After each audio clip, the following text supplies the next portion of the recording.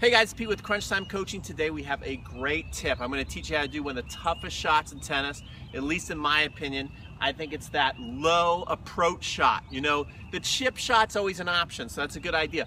But what if you want to come up and really belt the ball and still have it safely land in the court? I'm going to show you how to do that in just a second.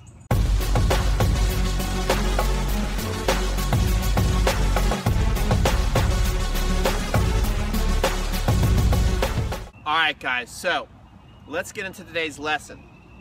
I'm going to do a demo in a couple of seconds here to show you kind of what I see happening and then the fix. But let's talk about the shot first of all. You know, you're playing a point and you get that short ball and you come on in and you know you got to do something with it, because if you just come to the net and you don't effectively hit the ball where it's tough for the opponents to pass you, you're in trouble, right? That they can do anything they want. They can lob you, they can pass you, they can hit the ball really hard at your body where you can't handle it. So you got to come in behind something good. You know, your volley is only as good as your approach shot. I'm sure if you've been playing a little while, you might have heard that before. So you have two basic options in my opinion. Number one is you can come in and chip the ball. We're talking about a forehand, and keep it low, and that's going to make your opponent have to dig the ball on the ground. I think it's a great shot. But sometimes, you know, you want to come up, you see the ball there, it's a low ball, but you want to come up, you want to hit the ball. And so I'm going to teach you how to do that. Now, first of all, what I see a lot of people do is they come up and they have a nice traditional looking forehand. They come up, they got perfect form, they got their racket way back, they do a big follow through and over the shoulder. It looks great, but the ball goes into the fence or it goes to the net. A lot of times it sails in that fence. I see it all day long. I've hit plenty of myself too. So what are the keys to being able to fix that? First of all, I'm going to show you what I kind of see happening. So let's take a look at that right now.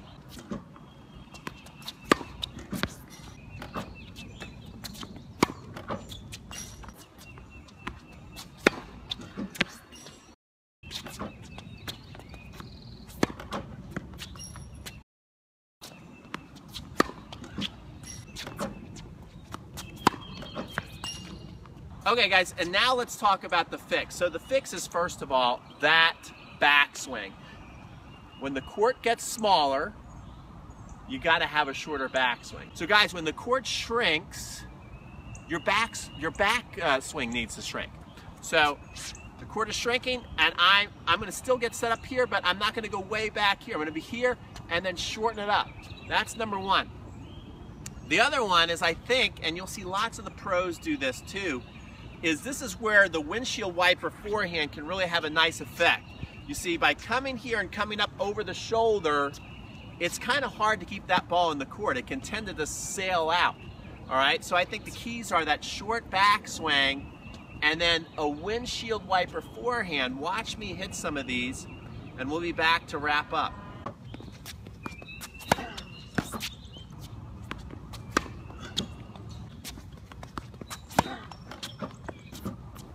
That windshield wiper up and over the ball.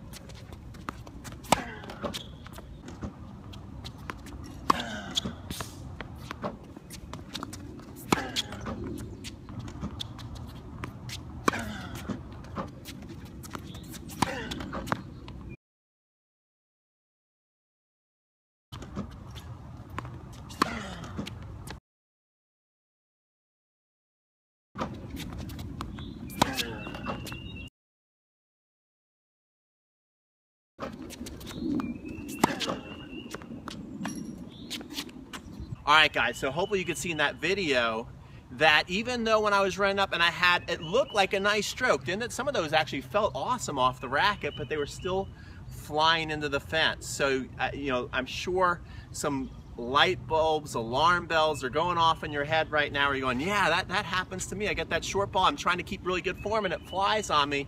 Now you know, shorten that backswing, up and down windshield wiper. That makes the ball go up and down real quick. And I hope you enjoyed this video. Guys, if you want to learn, if you struggle with spin, if you're like, yeah, that looks cool, but I don't know how to really get a lot of topspin on my ball, I do have a free topspin drill that you can click right here. It really works instantly. Everybody I do this with on the court, immediately you're getting spin. You may have already downloaded this, so if you've already downloaded the spin drill, you don't have to worry about it, but if you haven't, it's really great. I got a lot of really good feedback on it. And so do that there, and subscribe if you don't want to miss any of my future videos on YouTube, and like the video if you like it, and comment. I answer comments as soon as I can. And we'll be back next week with another tip from Pete at Crunch Time Coaching. Take care and have a great day. Good luck with your tennis.